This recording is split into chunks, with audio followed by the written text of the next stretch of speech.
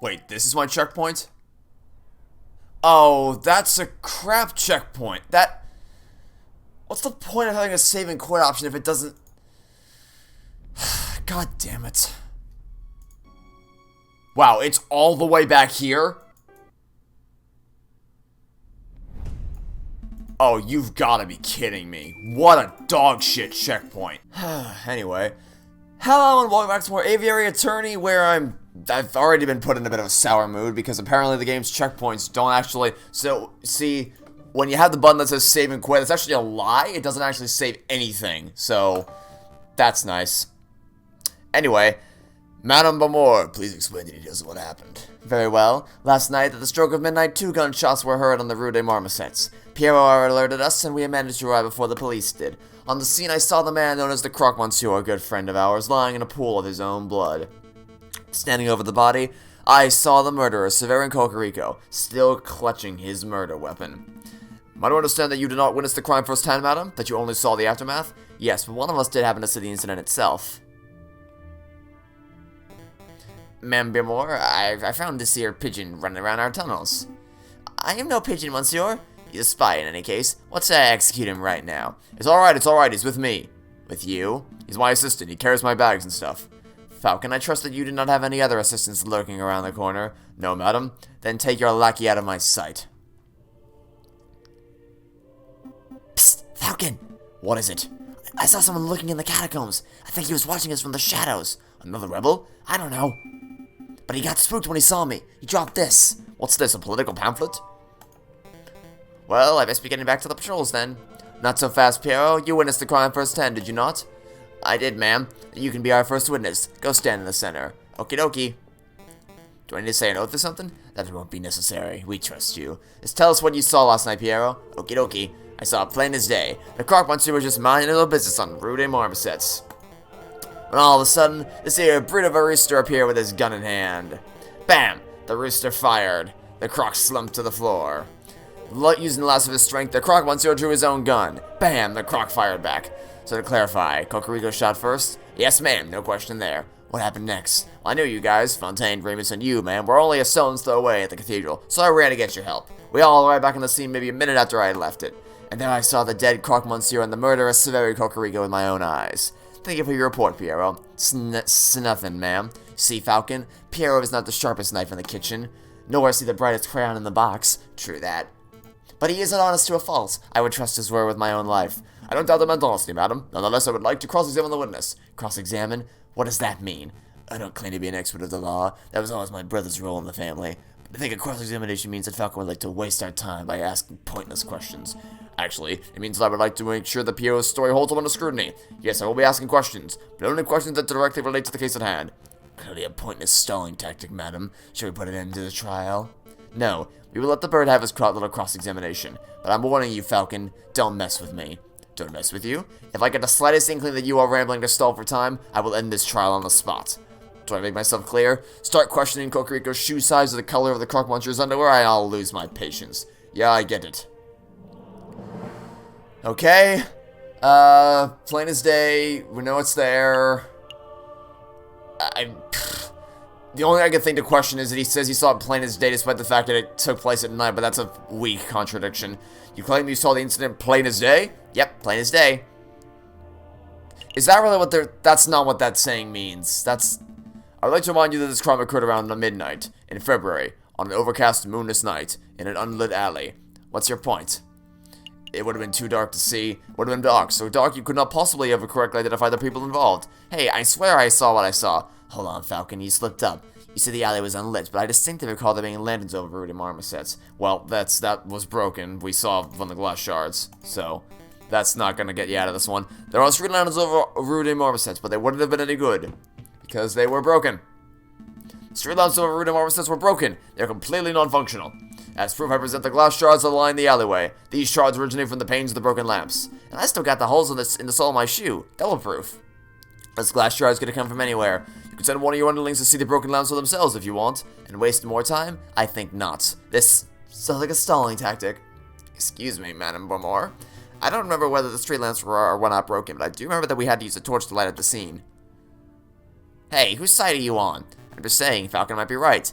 was particularly dark, so it's possible that there weren't any lit street lamps. Are you saying I'm a liar? I thought we were buddies. Stop quibbling, both of you. Maybe the lamps were broken, maybe they weren't. It doesn't matter. I know that Piero's testimony is accurate because I, personally, saw the rooster at the crime scene 1 minute after Piero did. 1 minute! That's plenty of time for the real murderer to escape and for a passerby to stumble upon the scene, is it not? You must acknowledge that it is a possibility. I acknowledge nothing. Then your idea of fair justice is just as twisted as the one you claim to oppose. There was an inkling of doubt. You know that there was the slight notion that Piero may be misremembering what he saw. Don't badger the prosecution, Monsieur Falcon. I wasn't badgering on the next witness. Madame Beaumont, do you have anyone in mind? I do. There's someone among us who is something of a gun connoisseur. A man who knows everything there is to know about the craft of weaponry. Oh, that's me again. Shut up, Piero. Get off the stand. Yes, ma'am. I call Fontaine forward. Very well. Now, Fontaine, is it true that you are a gun specialist? Well, I hate to brag, but yes, I know about guns. Their mechanics, their beauty. Have you heard about the revolver mechanisms America's developing? Wonderful stuff. Fontaine, let's stick to the guns that were found at the crime scene. Tell us about those. Oh, right. Very well. This is the gun found on Severo Cocorico's person at the time of arrest. It is a standard issue percussion lock Chatellerault gendarmerie pistol. 24cm length, 50mm caliber. Lots of pissed police and soldiers carry these dull things. It's a gun that says, I am a reliable man of the law. That sounds like a Cocorico, does it? Cocorico's always told me that riding crop was his self-defense weapon of choice. It's strange that he even had a gun in the first place. And this is the gun found in the Croque-Monsieur's corpse, clutched tightly in his hands. It is a turnover pistol, double-barreled, ivory handle, 20cm length, 13mm caliber. This is an exquisite and highly customized gun. It's one of a kind. Whoever used this weapon knew their stuff. The Croque-Monsieur was a legendary arms dealer. It's no surprise that his personal weapon would be something so flamboyant. But what's really fascinating about the Croque-Monsieur's gun is the ammunition. See, the bore of the pistol's been fitted with a set of grooves. Please stop, Fontaine. I didn't... okay, so there's something about the ammunition. Okay. Well, a lead bullet was embedded in the middle of the Croque-Monsieur's sternum and appeared to have a straight angle of entry. So in other words, the Croque-Monsieur was facing his killer when he was shot. That's right. The other interesting point was that the Croque-Monsieur's outer clothes were singed. It typically only occurs if the person is close enough to a gunshot to be directly burned by the gun's muzzle flash. And how close does the person have to be burned by a muzzle flash? Less than 3 meters, I would say. 5 at the very most. And there was no chance that there was a rogue sniper on the rooftops. The Croque-Monsieur's killer was standing in Rue des Marmousets themselves. As is plainly evident, only one person was found in the Rue des Marmousets at the time of the incident. Prosecutor Cocorico. Well said, madam. I think you just unequivocally proved this bird's guilt. Not so fast. I wanted to cross-examine the witness. I don't think so. You're overstepping your bounds, bird. Let the lawyer try, Remus. When he fails, there will be absolutely no doubt to anyone in the room that Cocorico is nothing but a bloodthirsty murderer. Okay, well, there's only one thing that you didn't want to testify about, which would be the... There's no option. Maybe if I click on this, I'll get the chance to ask about the ammunition. Fontaine, about the Croque-Monsieur's turnover pistol. Okay, here we go. Tell us about the ammunition. You were about to say something about the gun's ammunition before Madame Beaumont cut you off. Could you give us the details? Oh, great. Now he'll never stop talking. I'm glad you asked, Falcon. See, as you probably know, most bullets are just small, round lead balls, right? But that's not the case here. This particular weapon used an advanced, iron-tipped, aerodynamic, carefully grooved... Actually, it'd be quicker if I just showed you. Take a good look. This is an iron-tipped mini-ball. It is a very rare, top-of-the-line technology. Before last night, I had never seen one of these in person before. Like I said before, the Croque-Monsieur was a legendary arms dealer. It only makes sense that he would have access to the latest weaponry. Where did you find this bullet, Fontaine? In the turnover pistol's chamber. Hold on, I'm confused. I thought the Croque-Monsieur fired his gun, so how was it possible that his gun was still loaded with a bullet? A turnover pistol is double-barreled. That means that it can hold 2 bullets at once, ready to be fired in quick succession. Ah, I see. The Croque-Monsieur fired 1 bullet, but died before he could fire the second. I trust that you have no more questions about this matter, Falcon? We've wasted enough time already. Well, no, because then my simple question would be, where the hell's the other bullet? Where's the other bullet? What other bullets? The fired mini-ball. There were 2 shots that night, remember? One from the assailant and one from the crocodile. I scoured the scene for a couple of minutes when I couldn't find it. It's a pity. Would have been great to have 2 of these magnificent bullets. Madame Beaumont, did anyone find the fired mini-ball in Cocorico's body? In his body? You're asking if Cocorico was wounded by the bullets? No, that much is plain to see. So again, I must ask, where is the fired mini-ball? Well, I don't have any clue. What are you trying to get? I'm trying to say that the murderer was shot, so if you examine Cocorico's body, then we're gonna... and if we don't find any bullet wounds, then... there you go. Isn't it obvious? If the bullet wasn't embedded in the alleyway wall, and it wasn't embedded in Cocorico, then that means it hit the murderer.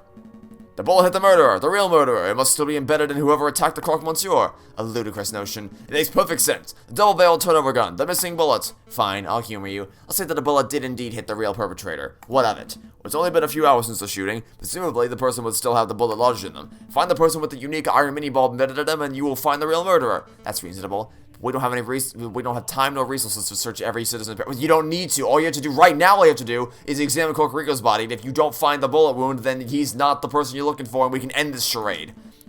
I believe the murderer to be someone in this very room. Oh, you think we have a traitor in our ranks?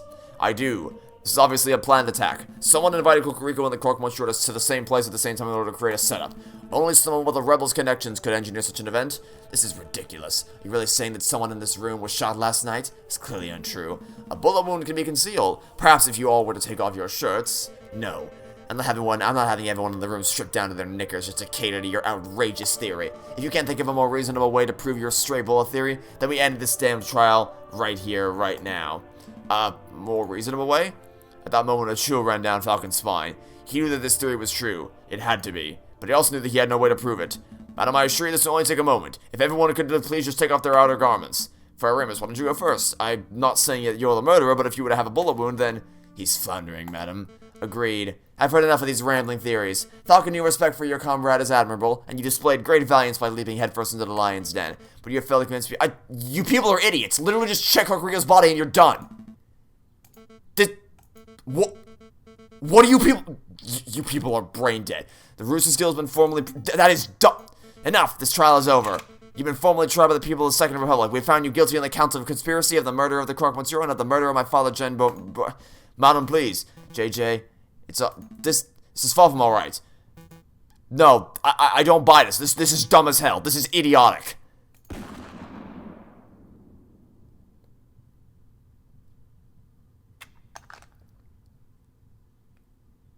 That is the dumbest...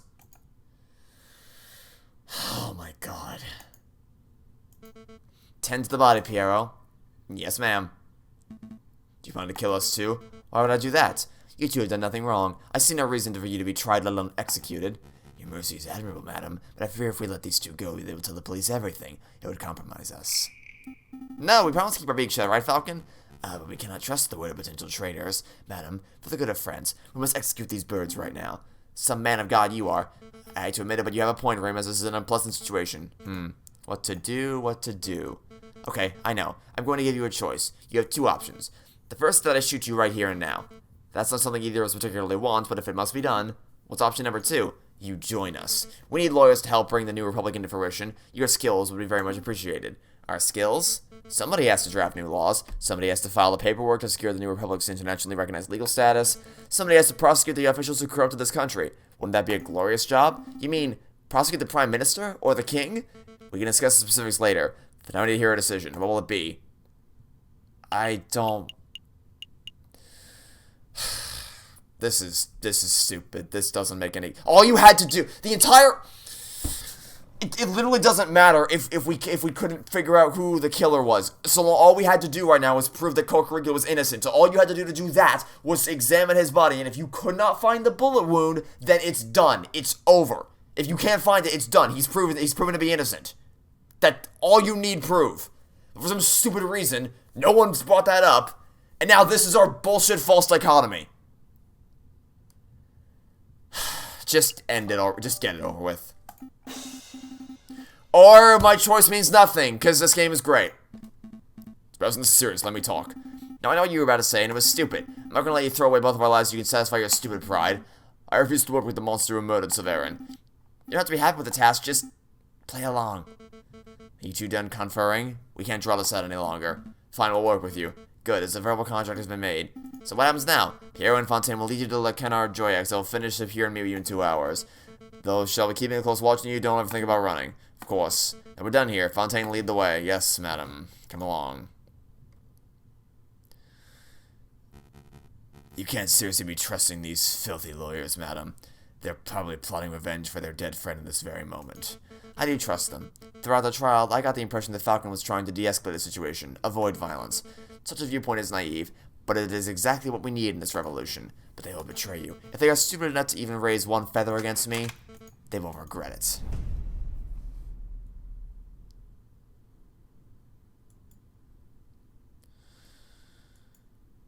That is so goddamn stupid. I can't even begin to tell you how little sense that okay. Yeah, let's continue. I don't give a shit. Let's just go. Okay. Well, we're gonna end the video right there because I don't have the energy to keep going today. I just don't. That was, I cannot even begin to tell you how stupid that was. So, I mean, I already gone over it. Just check Rodrigo's body and it's done. But they didn't do that. Don't know why, but they didn't. So I guess that's done. Man, that just killed my... It also doesn't help that a lot of that case is just clearly inspired from somewhere else, with a bullet hitting a murderer and then other elements of it, and just the premise of the prosecution, the murmurings of revolution. There's a lot of things here that just... My initial praise of this game came from the fact that it was a familiar formula, but it did its own thing, with the first case being the standout in that regard, with completely pulling the rug out from under you. But it's significantly gone downhill since then. And that moment was just the straw that broke the camel's back. That's so stupid. You can come out now, brother. How did it go? Better than we ever hoped for. The rooster is dead and the madam has tasted her first blood. Heh. Amazing. Completely worth getting shot for. A meddlesome falcon tried to disrupt the execution. Falcon? Really? That tenuous wretch. Don't worry. He floundered and bumbled around hopelessly. The madam thinks that he's of some use, but really he's as good as dead. This is marvelous. Every piece is falling into place. Our dream will be a reality in no time at all. To reason, brother. To reason.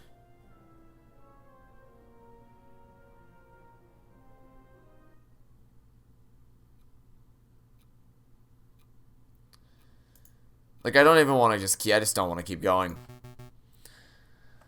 Well, here's a question, game. If I save and quit now, is it gonna work? Because it didn't work last time. Let's just hope that it works. Yeah, I'm done. I hope the game had better end real soon. I can't take much more of this. This has fallen so far downhill from what it was originally in the first case.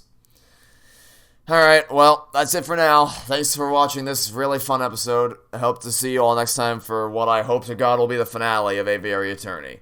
Goodbye.